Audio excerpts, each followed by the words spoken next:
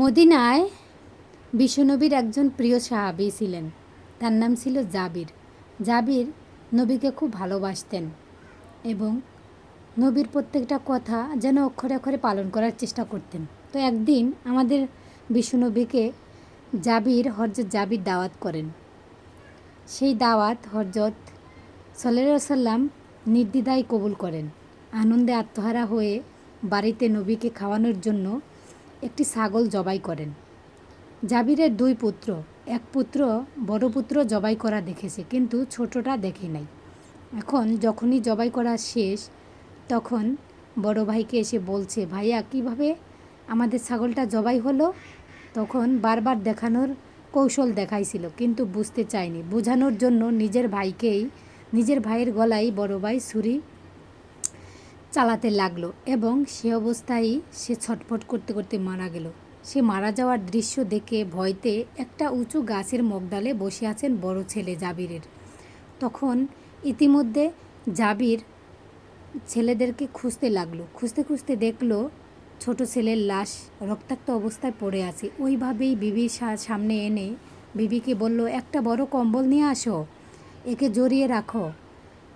জানি না কিভাবে এরকম হলো, কিন্তু আমার নবী আসবে। আজকে আমাদের কান্নার দিন নয়, হাসির দিন।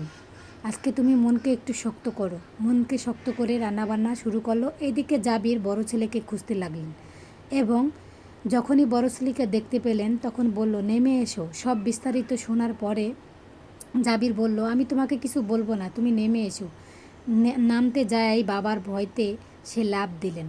লাফ দিয়েই শক্ত কিছুর মধ্যে পড়েই সাথে সাথে পেটে ঢুকে সেইটাও মারা গেল। ওইভাবেই ওই বড় ছেলেকেও সে সুন্দরভাবে রেখে দিলেন।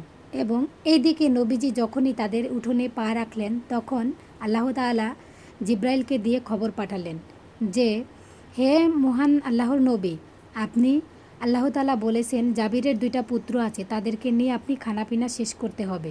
তখন সাথে সাথেই নবীজি জিজ্ঞেস করেন জাবিরকে যে, হ্যাঁ জাবির, তোমার সন্তানেরা কোথায়? তাদেরকে নিয়ে একসাথে খাবো। তখন বলল, তারা পরে আসবে। না, আল্লাহর হুকুম, তাদের নিয়ে খেতে হবে। তখন আর চাপিয়ে রাখতে পারল না, সব কিছু ঘটনা খুলে বলল। তারপর বিশ্বনবী যখন আল্লাহর কাছে ফরিয়াদ করলেন, আল্লাহ তাআলা নিজেই বললেন, হে আমার প্রিয় নবী, তুমি তোমার মুখ দিয়ে তাদেরকে ডাকো, নিশ্চয়ই তোমার সাথে খাবার খেতে তারা চলে আসবেন। সত্যি ওইভাবেই আল্লাহর নবী যখন ডাক দিলেন, তখন আল্লাহু আকবার বলে দুই ভাই উঠে এসে নবীর সাথে খানাপিনা শেষ করলেন। তাহলে আল্লাহ তাআলার ভালোবাসা কতটুকু বরকতময় সেটা যদি